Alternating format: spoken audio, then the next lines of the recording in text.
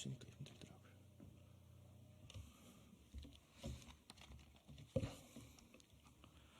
안녕하십니까. 정의당 비상대책위원장 김준우입니다. 오늘은 선거제도 개혁에 관해서 말씀을 드리도록 하겠습니다. 22대 총선이 100일도 남지 않았는데 지역 선거구 획정조차 마무리되지 않았고 선거제도 관련 논의는 여전히 지지부진 오리무중입니다. 국회 정개특위는 실질적으로 큰 의미가 없고 거대 양당의 밀실 협상으로 논의가 진행되고 있는 것이 현실입니다. 민심을 제대로 반영해야 한다는 국민들의 목소리는 사라졌으며 정치적 셈법과 당리당략만이 펼쳐지고 있습니다. 준연동형 비례대표제는 촛불 연합 정치의 성과였습니다. 준연동형 비례대표제는 특정 정당의 당리당략으로 만들어진 제도가 아닙니다. 민심과 다양성을 보장하는 국회 구성, 연합 정치의 제도적 보장을 위한 선거제도 및 정치개혁의 차원에서 도입된 제도입니다. 그리고 지금 촛불의 성과를 비가역적으로 흔들려고 하는 병립형 회귀 시도는 촛불 이전으로의 역사적 퇴행을 의미합니다. 준연동형 비례대표제가 도입된 이후 국민의힘은 개혁의 후퇴를 위해 갖은 수를 다 썼습니다. 제도의 취지를 왜곡하고 무력화시키기 위해 위성정당을 만들었고 민주당 또한 이를 막겠다는 명분으로 어쩔 수 없다는 납득하기 어려운 현실론을 핑계삼아 2020년 총선은 위성정당으로 얼룩졌습니다. 그럼에도 불구하고 정의당은 21대 총선에서 그리고 국회에서 꿋꿋하게 자리를 지켜왔습니다. 그리고 감히 말하건대 준연동형 비례대표제 논의가 여전히 살아있는 것은 지난 총선에서 원칙을 지켰던 정의당과 그 정의당에게 10% 가까운 지지를 보내주셨던 시민 여러분 덕분이라고 생각합니다.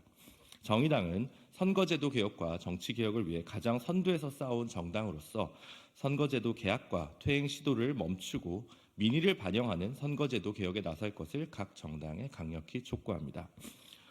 정치개혁에 관한 국민의힘 한동훈 비대위의 입장을 묻습니다. 위성정당 창당을 통해 준연동형 비례대표제를 무력화시키는 데 앞장섰고 지금도 불가피하다고 위성정당이 불가피하다는 입장을 고수하는 국민의힘에게 말씀드립니다. 한동훈 비대위원장은 동료 시민을 위한 정치를 연일 외치고 있지만 동료 시민의 민의를 반영하는 선거제도 개혁에는 관심이 없어 보입니다.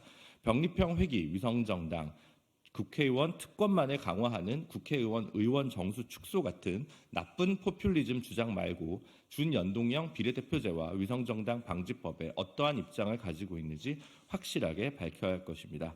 한동훈 비대위원장은 취임사에서 자유민주주의 국가는 절차적 민주주의를 지키면서 공정한 경쟁을 보장하고 경쟁의 문턱을 낮춰 경쟁에 참여하는 것을 권장해야 합니다.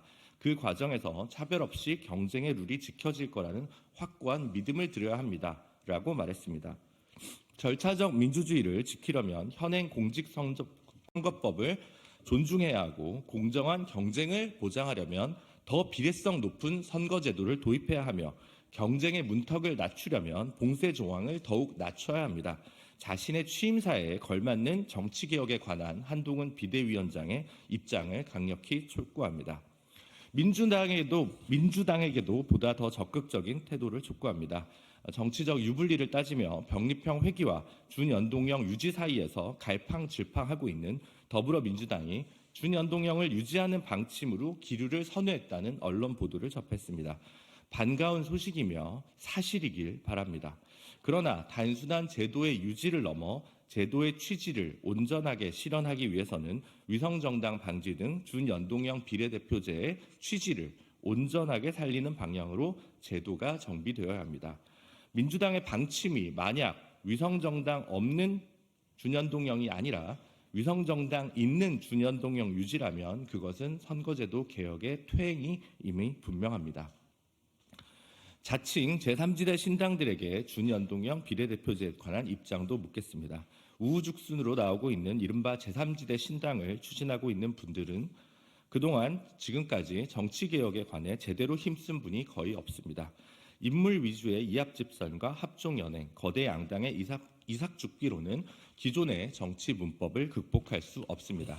개인적인 재선, 정치적 활로를 모색하기 위한 신당이 아니라 새로운 정치 체제를 위한 진정성이 있다면 지금 당장 그분들이 선거제도 개혁 운동에 함께 나서야 할 것입니다. 그렇지 않다면 시민들은 제3지대 정당이 아니라 1당, 2당으로의 장기적 복귀를 위한 경로로서 지금의 신당 창당을 바라볼 수밖에 없을 것입니다.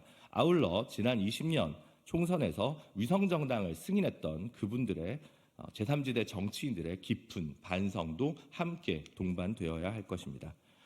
정치 발전을 위해 선거제도 개혁은 지체할 수 없는 우리 사회의 혁신 과제입니다. 극한 경쟁과 진영 대결로 점철된 정치를 바꾸려면 승자 독식 정치 체제 그 자체를 넘어서야 한다고 많이들 말씀하십니다. 보스 중심의 가치가 사라진 정계 개편이 아니라 가치에 기반한 다당제 연합 정치로 나아가려면 선거제도 개혁이 필요합니다. 준연동형 비례대표제뿐 아니라 선거연합이 가능하도록 하는 선거법 및 정당법의 개정, 단체장 및 대통령 결선투표제 등 다당제 연합 정치가 가능하기 위해서는 더 많은 정치개혁 입법이 지속되어야 합니다. 그럴 때만이 총선의 구도와 쟁점이 단순히 윤석열 정권 심판으로 단순화되는 것이 아니라 대한민국의 새로운 상식을 만드는 선거로 기능할 수 있습니다. 그리고 더 폭넓은 합리적 가치연대, 다당제 정치연합의 토양과 생태계가 조성될 수 있습니다.